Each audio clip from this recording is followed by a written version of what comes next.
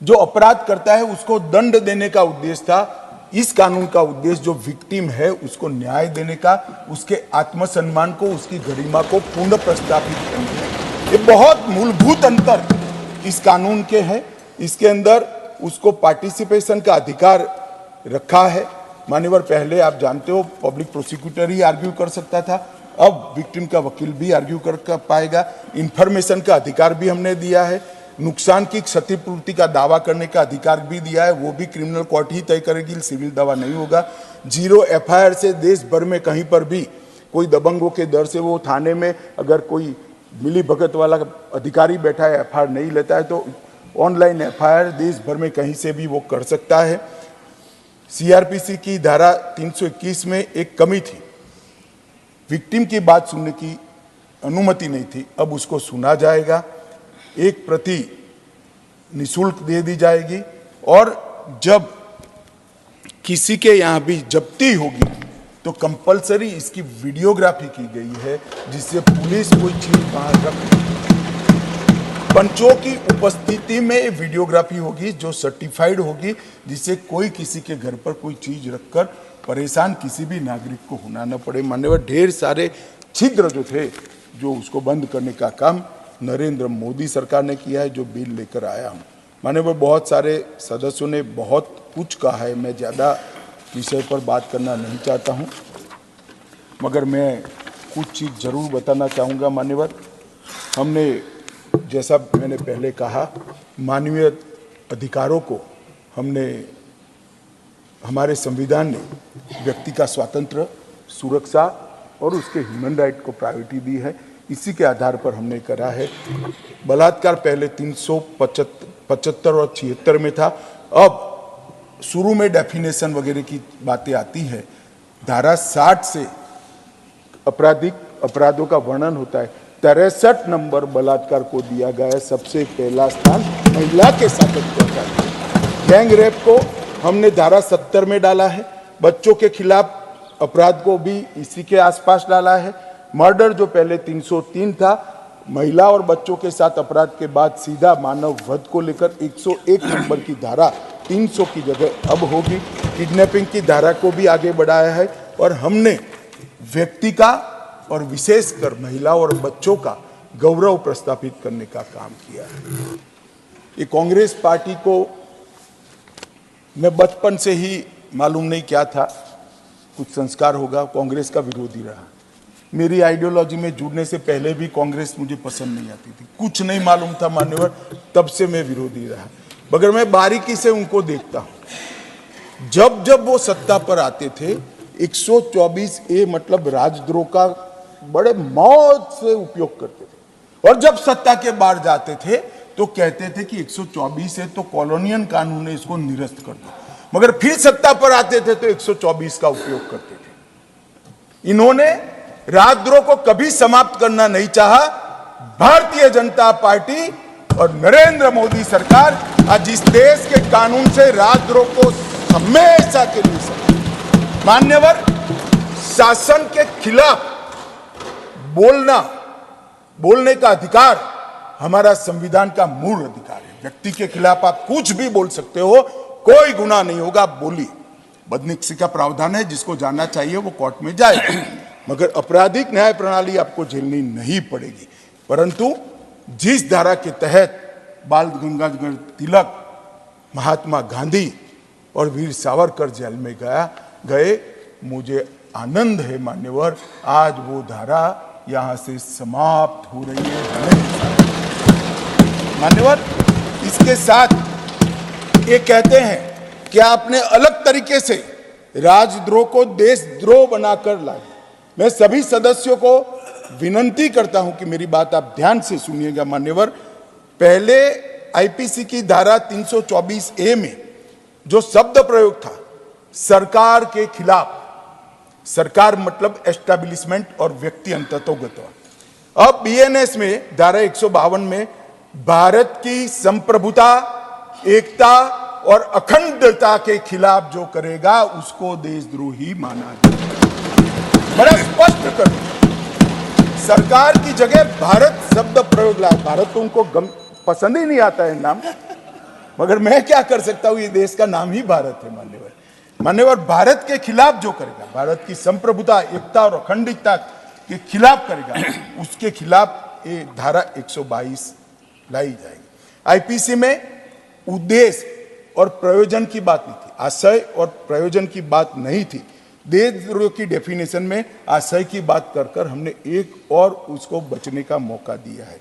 IPC में जो definition थी उसमें घृणा और अवमानना था, जिससे राजद्रोह का अपराध हो सकता।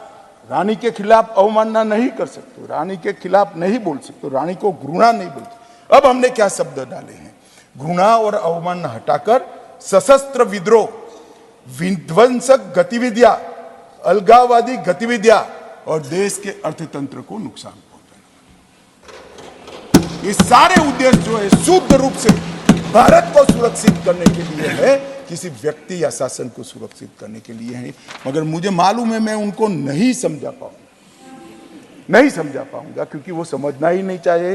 उनका तो इच्छा था कि वो मूल स्वरूप में चालू रहे और कभी अगर हमारा नंबर लग जाए तो इसका उपयोग करेंगे, मगर लंबे समय तक आपका नंबर नहीं लगने वाला है। अब मान्यवर, महिला और बच्चों के प्रति जो अपराध है उसके लिए भी हमने ढेर सारे नए कठोर कानून बने हैं। इसका फाइन ट्यूनिंग इसके साथ लिया है। नाबालिग महिलाओं की व्याख्या में 18 साल के बाद वो कम आयु की महिला डाल दिया है, जो पहले 15 साल था।